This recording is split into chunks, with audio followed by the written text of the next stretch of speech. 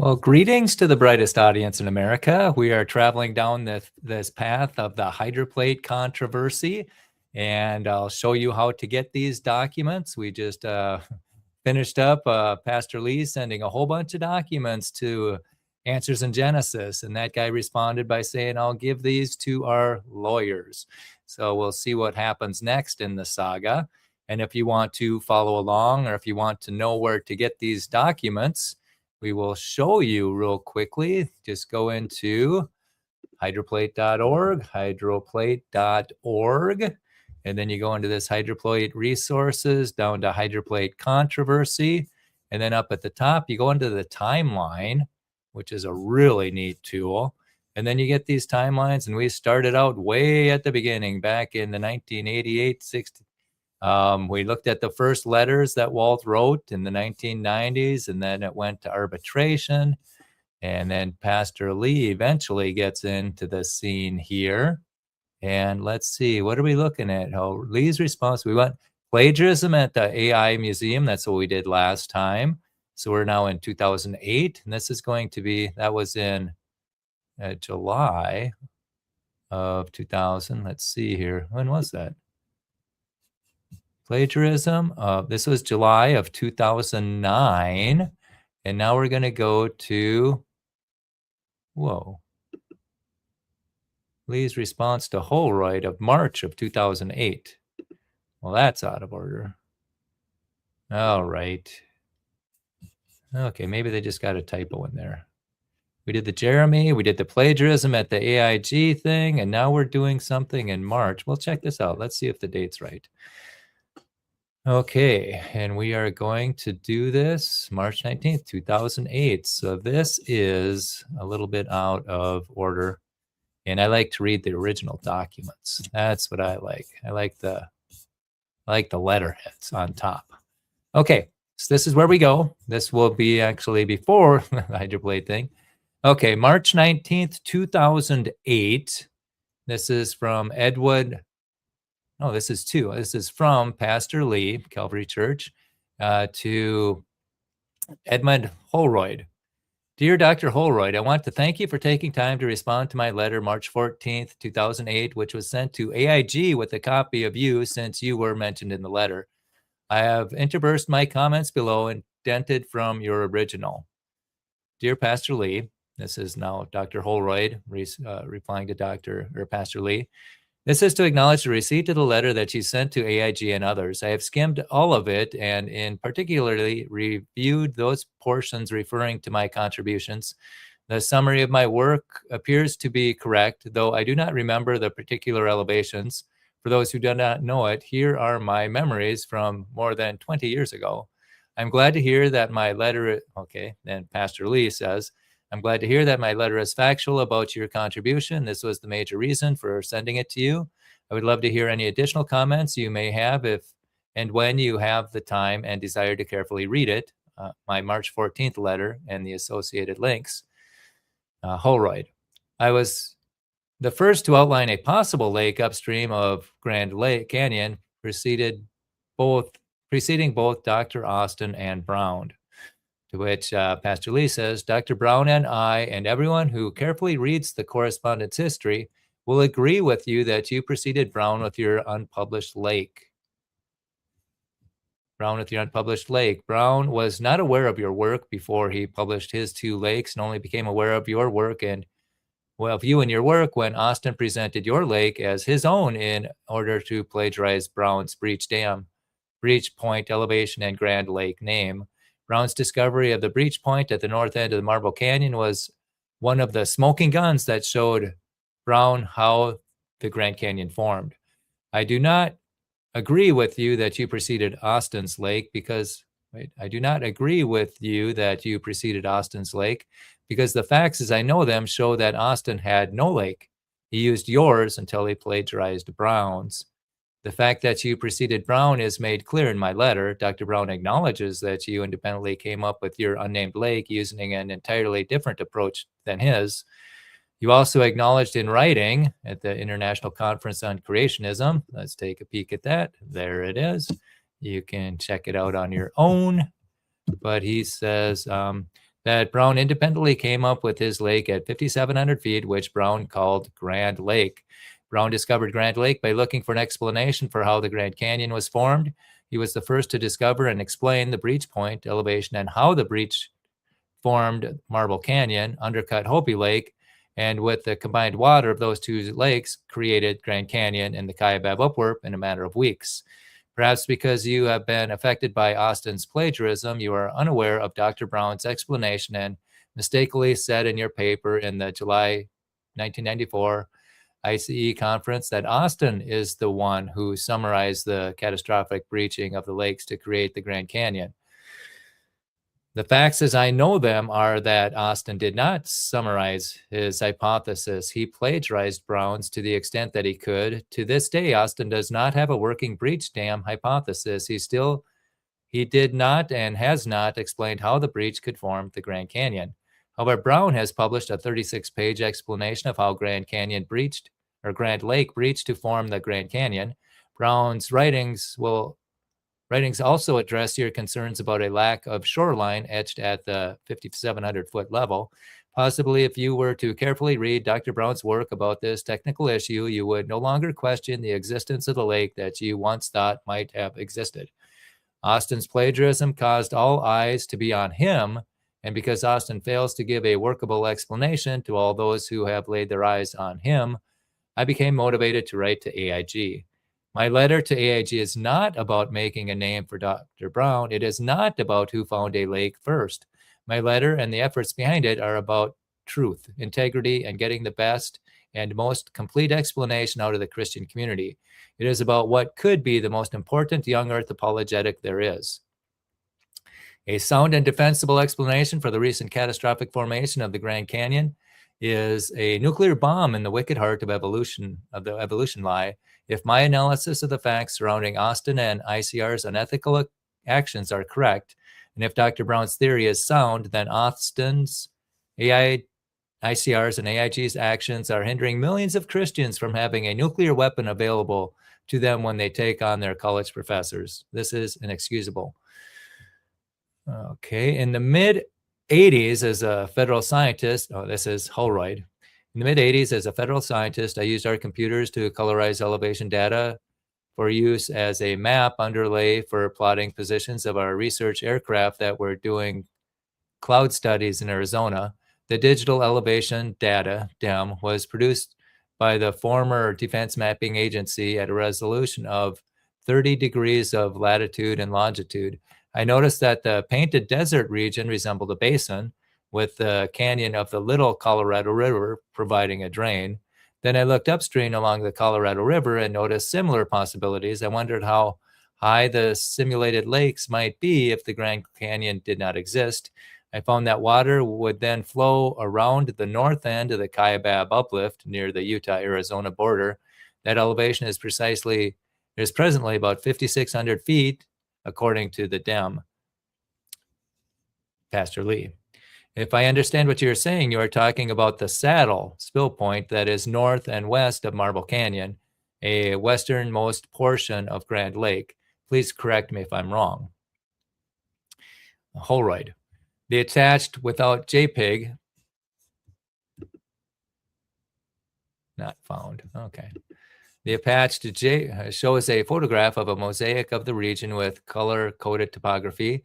I changed my color scale for terrain upstream from the Grand Canyon, showing blue shades for lower elevation. The attachment with lakes JPEG shows a photograph of the resulting mosaic. I determined that the area and volume of such a series of lake basins approximately totals that of Lake Superior. Oh, interesting. Oh, okay, there it is. Wow, that's pretty cool.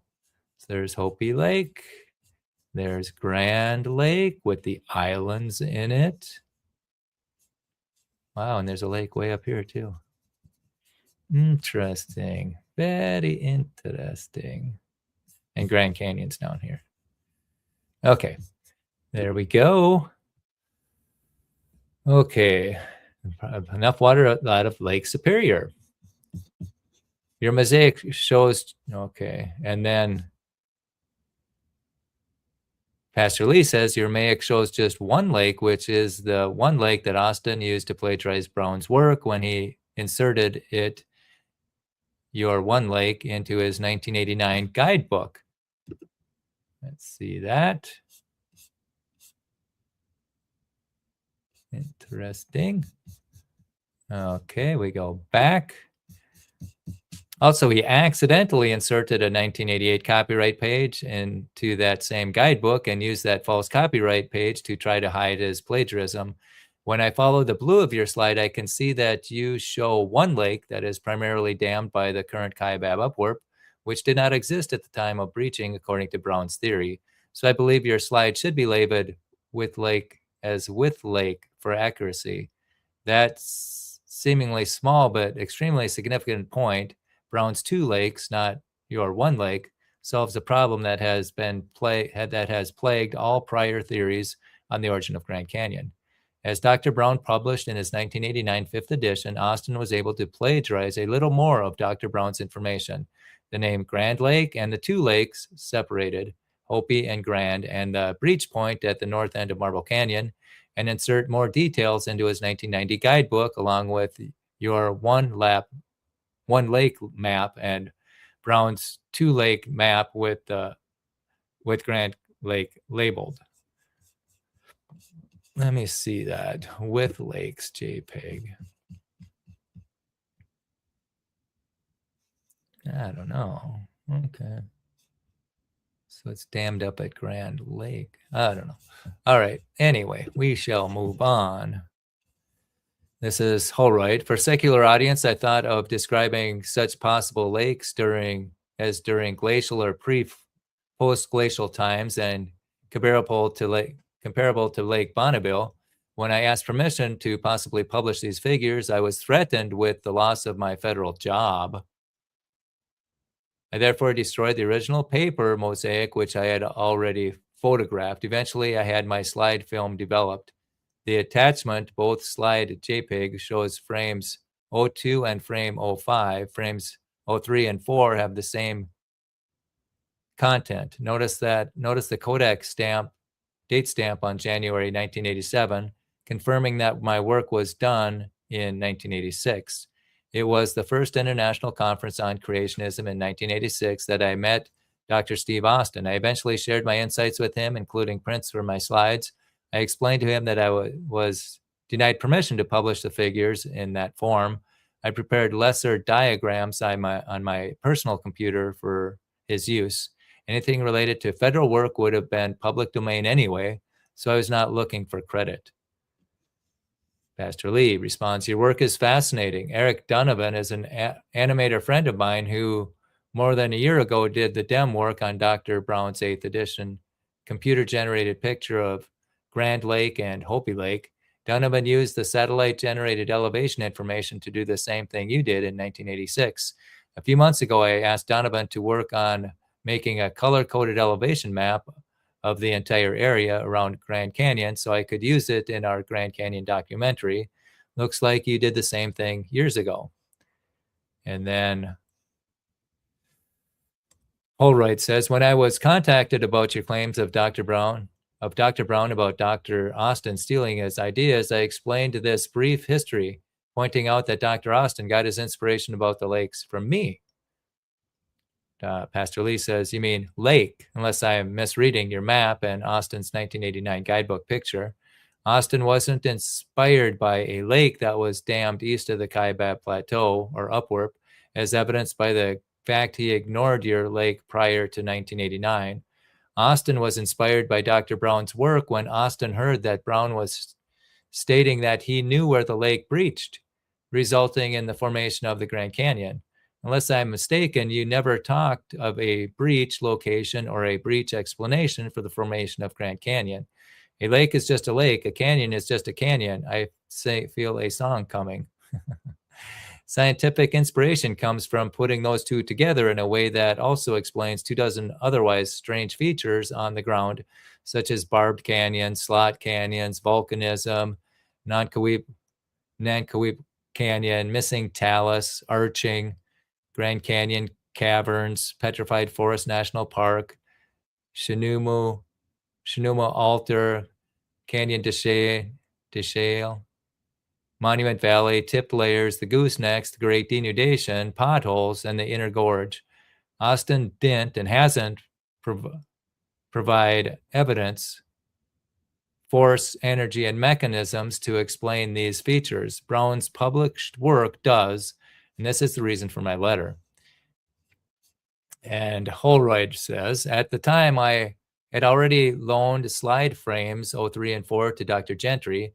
I pointed out to Dr. Brown that Dr. Gentry could independently verify the date stamp on my slides, showing that I preceded both Dr. Brown and Dr. Austin. I tried to stay out of any other discourse between Dr. Brown and Dr. Austin because I had no other knowledge about what Dr. Austin was doing. And Pastor Lee says, again, as Brown has always acknowledged since he first heard your name, you preceded Brown with a lake. Austin never had a lake, so you didn't precede Austin. You gave your lake to Austin, who didn't know what to do with it until Brown started lecturing on his discoveries. For the sake of extreme clarity, this issue is not about the lake. Holroyd. I became annoyed by the persistence of the accusations of Dr. Brown and was glad when the case was supposedly settled. Lee, Pastor Lee. It would have been settled if Morris and Austin had not broken their contractual agreement that they signed following the mediation. Holroyd. I let the incident fade from my memory. I discovered a few years ago that Dr. Brown's memory does not fade, and he reminded me of my previous annoyance about his tactics. And Pastor Lee writes, you mentioned above that you only skimmed my letter, therefore I'll cut you some slack here. Had you read my letter carefully, you would have seen that the records show Austin plagiarized Dr. Brown's work. Dr. Brown ignored this for years. Austin then accused Brown of plagiarizing Austin, a lie. Brown then biblically and privately, Matthew 18, asked Austin and Morris to stop the false statements and correct the errors. They refused. Then Austin claimed priority based on a false copyright date, which he later claimed was an accident. When that didn't work, he said that an older, obscure document of his contained his explanation for the Grand Canyon, but that document, which he provided, did not contain anything remotely resembling an explanation. Finally, Austin refused to comply with the mediation board's ruling, failing to provide the number of books that remained and put more false information in the 1994 edition of his book. When Morris falsely claimed in a letter to Brown that he and Austin had compiled with every detail of mediation, then Morris falsely claimed in a letter to Brown that he and Austin had complied with every detail of mediation, etc. Austin's actions have resulted in hindering people from knowing where to go to get the best explanation for how the Grand Canyon was formed. Does Austin want everyone to believe he is the great discoverer of how the Grand Canyon formed and has the answers when the facts state otherwise? Now, when you consider the weight of what I had just said, what tactics annoy you the most? Dr. Holroyd, Austin's sinful acts, if I'm understanding the history correctly, are Brown's tactics of confronting in accordance with Matthew 18.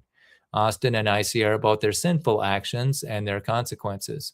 If you still think Brown is the annoying one, then I would ask you why you are annoyed with one who is obeying God and why you are defending the one sinning against God.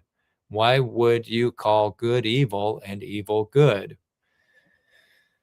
And Holroyd continues, I continue to be disgusted about the entire issue of accusations. Dr. Brown appears to be strongly seeking the praise of men in the form of priority and credits, which are all about earthly fame.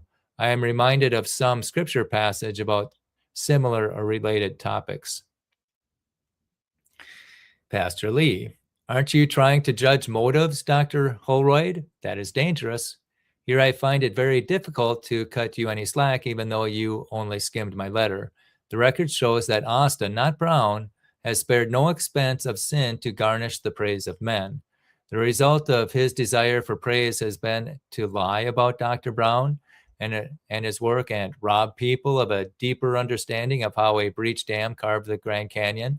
If I understand the record correctly, your disgust is grossly misdirected. Skimming may be a big part of your understanding. What I laid out in my letter last week requires careful study. Holroyd writes, Matthew 6, 1-2, be careful not to do your actions of righteousness before men to be seen by them. If you do, you will have no reward from your Father in heaven. So when you give to the needy, do not announce it with trumpets as the hypocrites do in the synagogue and on the streets to be honored by men. I tell you the truth, they have received their reward. In Matthew 6, 19-21. Do not store up for yourselves treasures in heaven where moth and rust destroy and where thieves break in and steal, but store up for yourselves treasures in heaven where moth and rust do not destroy and where thieves do not break in and steal. For where your treasure is, there your heart will be also. John 12:43. For they love praise from men more than praise from God. And Pastor Lee responds, I suggest you send these to Austin. Holroyd goes on, though it was proper to seek mediation a long time ago, to bring up this issue again and propose making it public seems to violate 1 Corinthians 6, 1-8, which ends, but instead one brother go to law against another, and this in front of unbelievers. The very fact that you have lawsuits among you means you have been completely defeated already. Why not rather be wronged? Why not rather be cheated? Instead, you yourselves cheat and do wrong, and you do this to your brothers. And Pastor Lee says, your use of this scripture shows me how shallow your reading of my letter was. Nothing in my letter deals with going to law against Austin. Brown never even hinted to Austin or Morris that he was going to violate this scripture. To me, it is quite possible that Austin/Morris knew that Brown would never take them to civil court, and therefore they knew they could violate the Christian Mediation Board ruling with impunity. If this was their thinking, I hope they are now coming to grips with the errors of their ways. Holroyd. This entire issue of priority over the naming of lakes that do not exist in the present is foolishness. And Pastor Lee responds, it's not about the naming of lakes, Dr. Holroyd. Please read my letter of March 14 carefully. Holroyd, they may not have existed in the past either. I have photographed some from Air Navajo Mountain and the Henry Mountains. They show no ancient shoreline etched in those produced by Lake Bonneville. This is possible strong evidence against such lake upstream from the Grand Canyon. Pastor Lee responds, I suggest you also carefully read Dr. Brown's 36-page chapter where he addresses this issue. The hydraulic mechanism that lifted the Colorado Plateau is the key, but the hydraulic mechanism presupposes the hydroplate theory, which explains what happened before, during, and after the flood, and where the flood water came from and where it went. It corresponds to the Bible in every detail. The HPT also explains the rapid formation of 25 features of Earth, including the Rocky Mountains and the world's other mountains, being buckled up in hours, and the slow uplift of the Colorado Plateau and other plateaus, all which are next to major mountain ranges, then eroding of Grand Canyon in weeks. This is another reason for my letter. Austin's and ICR's actions have not only blocked people from the best explanation for the Grand Canyon, but they have also hindered people from hearing the only biblically and scientifically sound explanation for the global flood of Noah. I find it disgusting that Austin and ICR will publicly slander Dr. Brown's work with statements like, his ideas look very impressive to someone not trained, but believe me, they are utterly laughable to one who has any training in geoscience. While Austin had plagiarized Dr. Brown's major discoveries about the Grand Canyon, Dr. Holroyd, please tell me this disgusts you too. Public slander, this must be the letter. Yep, to Jeremy. Yep, that's in there. Yep, we read that one already. The elevations are not that, Holroyd says, the elevations are not that critical either. Pastor Lee says, I agree, and Brown agrees. Brown's elevation being slightly different than yours is not the issue. However, the fact that Austin used Brown's elevation instead of yours, providing compelling evidence that Austin plagiarized Brown's work, despite his pathetic song and dance excuse about how he changed your 1,700 meters to 5,700 feet. Following mediation, Austin then renames the lake and changes the elevation to 5,800 feet. Plagiarizing, not lake elevation, is the issue when it keeps people from the best information, including understanding the flood of Noah and the remarkable accuracy of Genesis 1 to 11. His pathetic song and dance. Yeah, I think we read this one too. Yeah. Anyhow, the weight of Lake Bonneville depressed the center of the region. Oh, this is Holroyd writing. The weight of Lake Bonneville depressed the center of the region such that present elevations of the ancient shoreline are at a variety of heights above the present Great Salt Lake.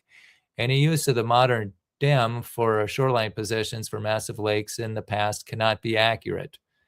Pastor Lee says, I totally agree with you.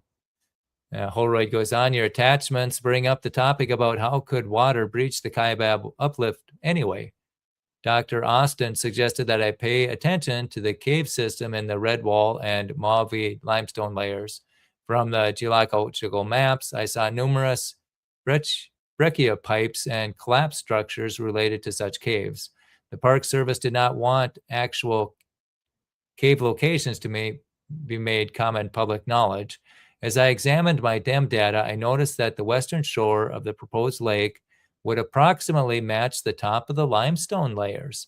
That means what water could possibly be piped through the limestone, providing channels for an eventual catastrophic collapse through which the Colorado River now passes. I never published such research. I worried about the shallow average gradient of flows across so many horizontal miles of strata.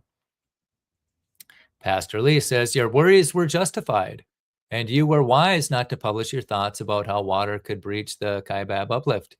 Had you done so, Christians would have read your book and marched into their college classrooms with this untenable idea. Then their professors would have made them and you look like fools. Then the student might stumble in their faith and it would be your fault. So you should be glad that Austin and AIG's museum displays made this error and not you. Holroyd says, I would like to see strong resistance to this seeking of earthly glory. I would like to see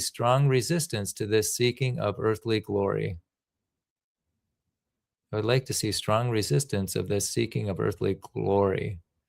And Pastor Lee responds, I don't care, nor does Dr. Brown, who gets the credit for the canyon formation idea. I do care that the information is incorrect and complete. No, wait, I do care that the information is correct and complete. We all should resist seeking earthly glory.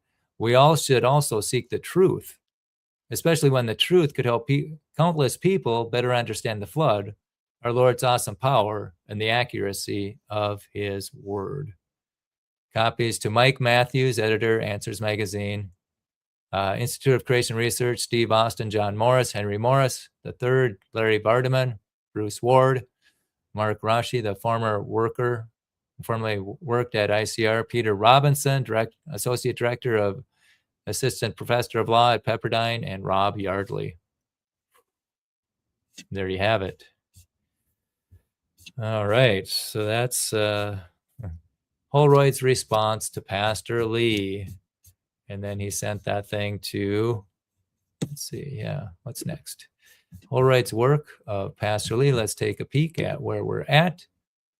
Okay, that's probably a good space. Let's see what's coming up.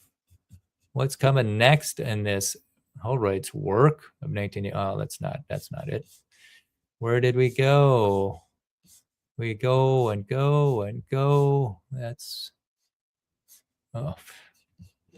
that timeline. That's a little temperamental. Hydroplate, go down to the controversy. Let's see, hit the timeline. Let's see what's coming next. Maybe I have to do it this way. That's their mediation, arbitration that turns to mediation. And this is where Pastor Lee jumps into the fray. This is where we might be right now. Plagiarism and Lee's response to Holroyd.